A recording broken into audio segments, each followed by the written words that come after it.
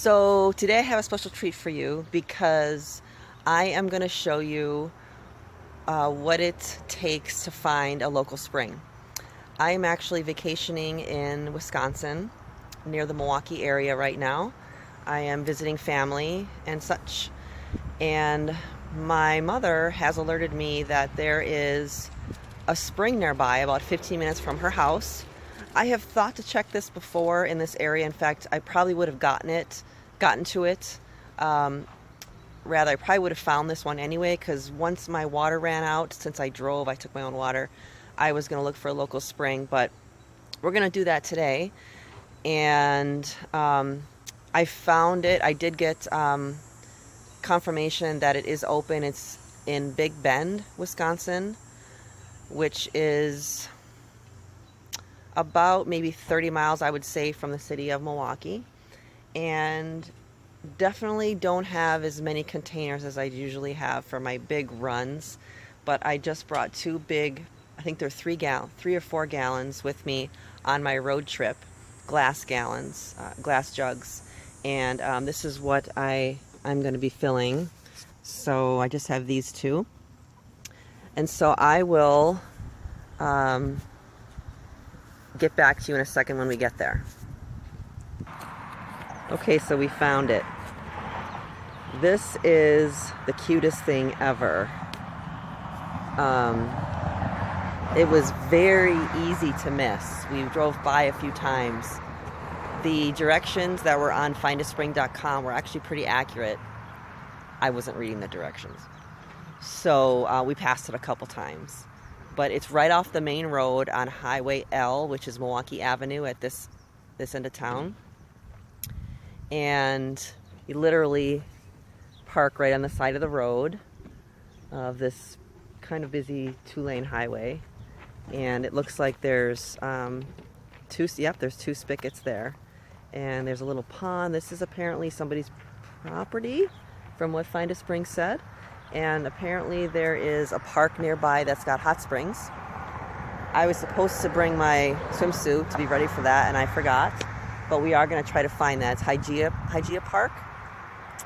And so I'm going to see if I can get in there in just a sec and fill up my water bottles. Here, no, just here. It's on. Okay.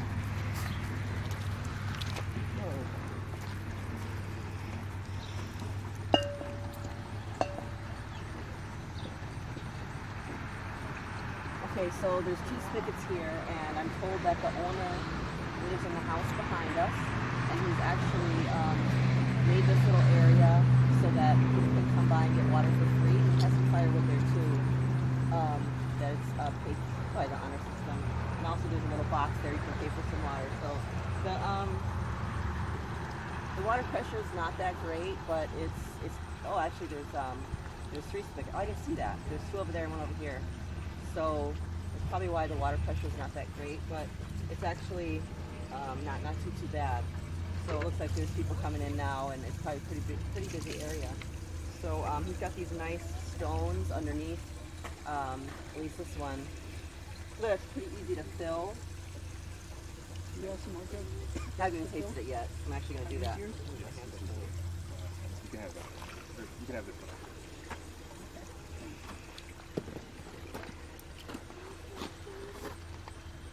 It's got a higher sulfur content. I can taste it, which is not necessarily a bad thing, but I can definitely taste the sulfur in it.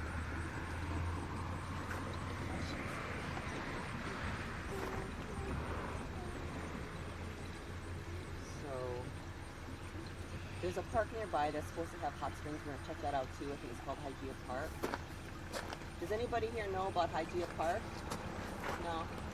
Huh, I don't know why that's so anyway, you gotta be careful if you're filling up glass like this, because it can be slippery.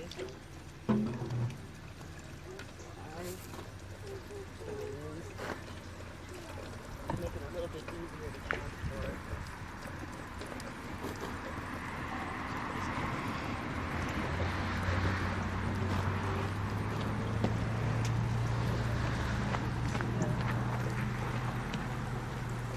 free if anyone wants it. It's a closet. What? It's a closet.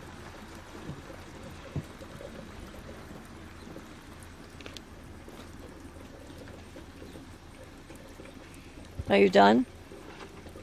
Just pause it. I'm not. I can't see it deposit because it's black. I know.